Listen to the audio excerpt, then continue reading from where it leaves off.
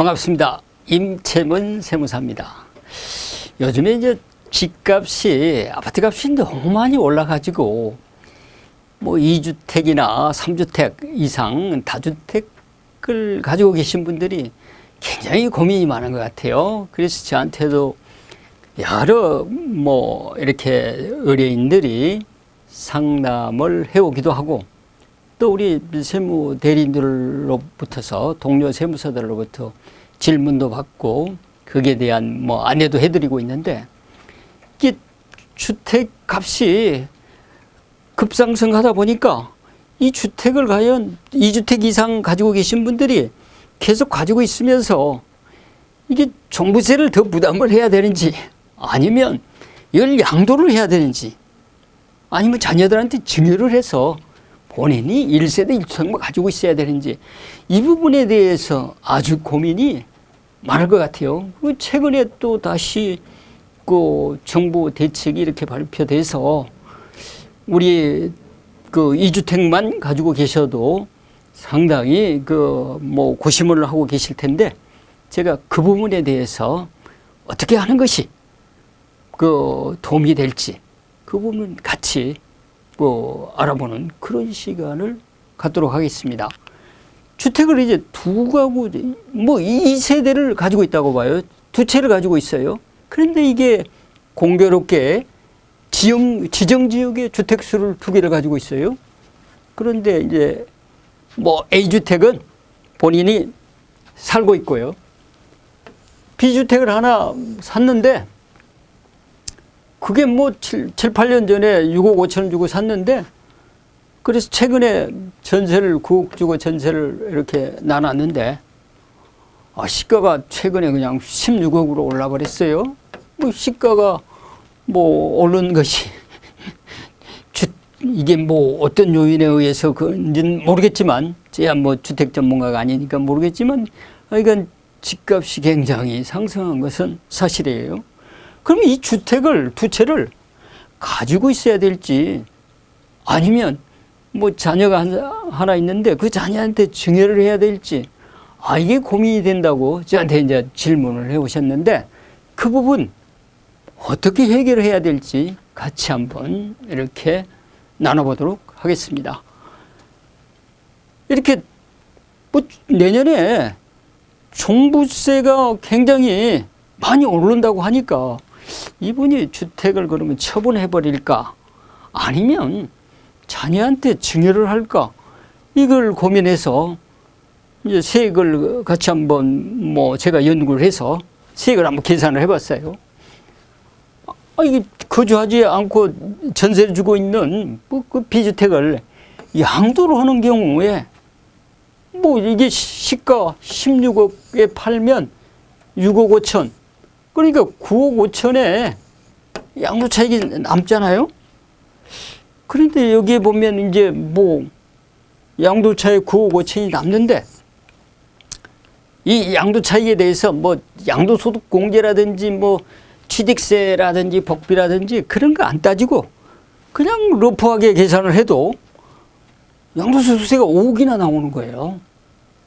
이 통째로 16억에 팔면 1세대 2주택이니까 중과세율을 적용받잖아요. 그러니까 그 양도차익 뭐 9억 5천인데 양도소득세가 절반 이상이 나오는 거예요.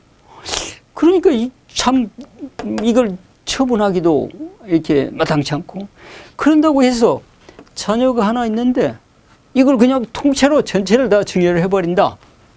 뭐 16억짜리를 자녀한테 전체 증여를 한다.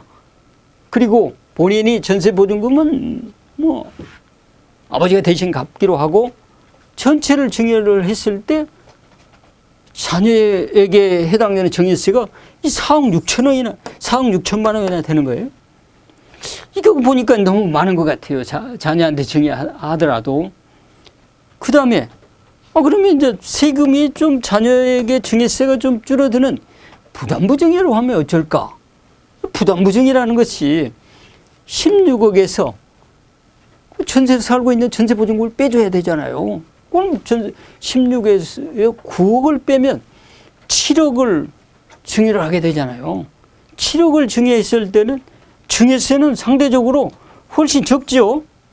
4억 6천보다는 훨씬 적지만 이 9억에 대해서 부담부 증여를 하잖아요.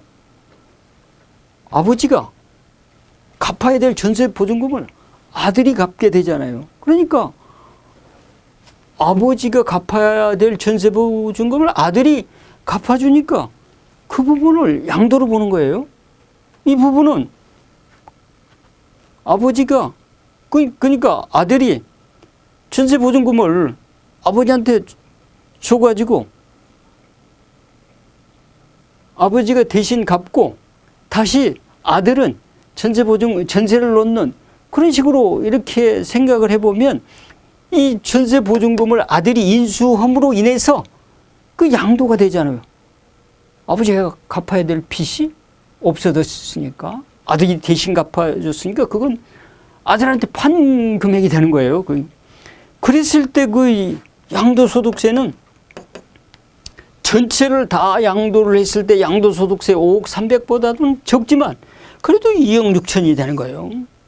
그래서 양도소득세하고 증여세를 합치니까 4억이 되는 거예요. 그래서 양도를 하기도 좀 세부담이 많고 근데 증여를 할까 해서 증여를 생각을 해봐도 이게 세부담이 4억에서 5억 되는 만만치 않는 세부담을 부담하게 되는데 그럼 여기서 배려를 해야 될 것은 무엇인지 같이 한번 이걸 어떤 식을 집중 검토를 해서 해결 방법을 찾을 것인지 시청자 여러분들도 같이 한번 봐보세요.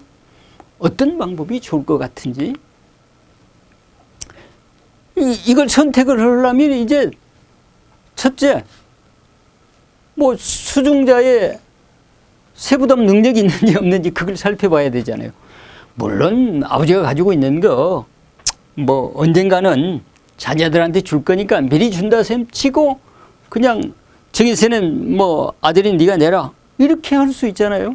근데 아들이 세부담을 할 수 있는 능력이 되면 좋은데 그게 안 되면 곤란하잖아요. 그런다고 해서 이 4억 되는 세금을 4억 6천 이렇게 되는 증여세를 아버지가 대신 내준다? 그러면 그 증여세가 또 붙잖아요. 그러니까 이게 만만치 않는 세금을 내야 되는 거예요. 그래서 아들이 세부담 능력이 없을 때는 증여세 부담 능력이 없을 때는 이 방법 통째로 증여하는 것도 쓸 수가 없는 거예요. 그럼 이제 부담부 증여를 하게 되고 아버지는 양도소득세 일부를 내고 아버지는 양도소득세 여기 일부 2억 6,600을 내고 아들은 약간 혼선이 있었어요. 이게 제가 조작을 잘못해가지고 왔다 갔다 하는데 우리 시청자 여러분 양해를 해주시면 좋겠어요. 이렇게 보면 아버지가 이렇게 전세보증금을 부담하고 자녀가 전세보증금을 부담했을 때 아버지가 양도소득세를 이렇게 일부를 내고 증여세는 또 아들이 부담을 하고 이런 방법대로 하게 되더라도 실은 세금 부담이 많고 그러면 전체 증여를 안 하고 부담부 증여를 하더라도 1억 3,500으로 세금이 많잖아요. 이럴 때는 그럼 일시납으로 하지 말고 증여세를 일시납으로 하지 말고 이게 좀 제가 조작 능력이 없어가지고 자꾸 왔다 갔다 하네요. 일시납으로 하지 말고 5년 동안 연부 연납을 할 수가 있잖아요. 연부 연납을 하게 되면 6분의 1은 증여세 신고 납부를 하면서 6분의 1을 먼저 내고 1년마다 나눠서 6분의 1씩 내는 거예요. 물론 늦게 국가에서 돈을 받게 되니까 이자는 더 내라고 그러겠죠. 그 이자에 해당되는 이자율은 1.8%로 더 내게 되는 거예요. 그래서 부동산을 증여를 할 때, 주택을 증여할 때는 일시적으로 일시납을 할 것인지 아니면 5년 연부 연납으로 할 것인지, 요즘에는 보니까 대부분 제가 증여세를 이렇게 계산해서 우리 의뢰인들한테 안내를 할 때는 거의 한 80% 이상은 연부 연납을 뭐 이렇게 활용하도록 하고 있습니다. 왜 그러냐 그러면 지금 연부 연납 이자율이 연간 1.8%이기 때문에 이 부분은 뭐 수증자가 충분히 부담을 뭐 1.8% 부담할 여력이 있다고 보고, 연부 연납을 통해서 증여세를 내는 그런 방법을 택하기 때문에 그 방법이 좋을 것 같아요. 그리고 이제 그 뭐 부동산 가격을 결정할 때, 그러니까 증여가액을 결정할 때 부담부 증여를 할 거냐 전체 증여를 할 거냐, 그것은 수증자의 납부 능력, 자력을 통해서, 그러니까 아들의 뭐 자금 능력을 가지고 선택을 한다고 그랬죠. 그 다음에 또 한 가지 더 검산을 해봐야 될 것이 뭐냐 그러면, 증여는 10년 이내에 증여한 부분을 합산해서 증여세를 납부하게 되거든요. 그러니까 증여 시점에서 10년 이내에 동일인으로부터 받은 증여 재산을 합산해서 증여세를 과세를 받아요. 물론 그런다고 해서 종전에 납부한 것은 공제를 해주죠. 그래서 그 뭐 동일인으로부터 증여받은 사실이 있는지 없는지 그것도 살펴봐야 되고요. 그 다음에 뭐 자녀를 제외한 직계 비속 여부, 그러니까 또 손자한테 증여를 하게 되면 세대를 건너뛰었다고 또 30% 할증을 하는 부분이 있거든요. 그러니까 증여를 받는 사람이 자녀인지 손자인지 그것도 따져봐야 되고요. 세금 계산하는 방법이 달라지기 때문에, 그 다음에 증여를 받는 사람이 거주자인지 비거주자인지 이것도 따져봐야 돼요. 만약에 거주자 비거주자 이걸 굳이 뭐 여기 이 시간에 말씀을 드린다고 그러면 이건 국적 개념이 아니에요.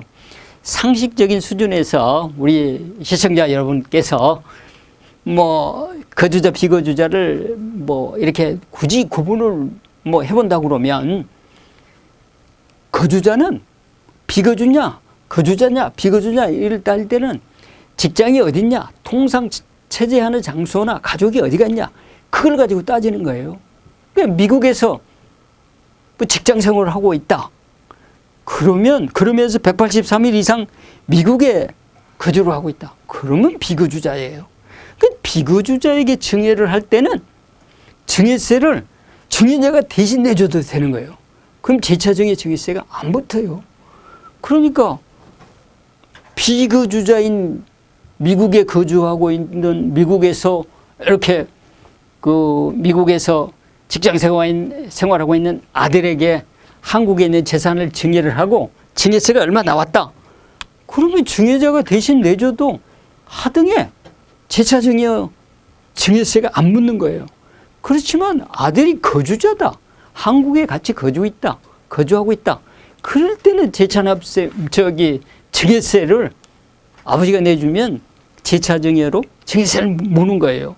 그럼 왜 비거주자는 이렇게 아버지가 내줘도 되고 거주자는 안 되냐? 물론 거주자는 되기는 하지만 재차증여라고 그랬잖아요. 비거주자는 증여세, 연대납세 의무가 있기 때문에 그래요. 증여자가 비거주자에게 증여할 때는 바로 증여 시점과 동시에 비거주자에게 증여를 함과 동시에 증여자가 연대납세 의무가 동시에 따라 붙기 때문에 증여자가 대신 납부를 해줘도 되는 거예요. 그리고 이렇게 법을 정한 취지는 뭐냐 그러면, 이게 미국에 사는 그 비거주자인 자녀에게 증여를 했을 때 미국에 있는 자녀한테 증여세를 받기가 통지라든지 아니면 뭐 연락이라든지 과세당국에 하기가 곤란하잖아요. 그러니까 증여자로 하여금 대신 연대납세 의무를 부담을 지어가지고 증여자로 하여금 세금을 납부를 해도 재차증여 증여세 과세에 합산과세를 안 하겠다는 거예요. 그러니까 이 방법도 비거주자인 자녀이면 증여를 하고 증여세 부담을 아버지가 대신 해줘도 뭐 증여세는 없으니까 비교주자일 때는 이 방법도 선택해 볼 만하죠. 그래서 지금 2주택자나 3주택자들 이게 뭐 내년까지, 물론 뭐 내년 5월 말까지 뭐 유예 기간은 있겠습니다만은 종부세를 낼 것인지 아니면 뭐 양도를 해서 처분을 해 버릴 것인지 이 고민이 되잖아요. 그래서 제가 뭐 안내해 드린 대로 이런 여러 가지 검토를 해서 종부세 부담이 크다, 양도세 부담이 적다. 그럼 처분할 수도 있고요. 뭐 양도는 양도 차익에 대해서 내는 세금이니까 가지고 있어도 종부세 부담이 뭐 별로 안 된다. 그럼 가지고 계셔도 되고, 가지고 있자니 양도소득세도 문제가 된다, 종부세도 문제가 된다. 이럴 때는 이제 자녀들한테 증여하는 방법이 또 대안으로 떠오르겠죠. 그래서 자녀한테 증여할 때는 종전에 증여를 했는가 안 했는가, 아니면 자녀가 거주자인가 비거주자인가, 아니면 자녀가 뭐 증여세를 낼 재력이 있는가 없는가, 이런 여러 가지 복합적인 것을 가지고 선택을 해야지, 이걸 검토를 안 하고 뭐 덮어놓고 선택을 해놓으면 나중에 세부담을 이렇게 뭐 이렇게 산정을 할 때 아주 애를 먹게 되잖아요. 요즘 대출도 안 된다는데 수중자의 그 자금 여력이나 납부 능력에 따라서 증여 여부까지 검증을 해야 된다, 이렇게 말씀을 드릴 수가 있겠습니다. 긴 시간 동안 이렇게 저의 설명을 들어주셔서 굉장히 고맙습니다. 앞으로도 더 우리 시청자들께서 도움이 되고 유익한 그런 상속 증여 절세 대책을 가지고 찾아뵙도록 하겠습니다. 감사합니다.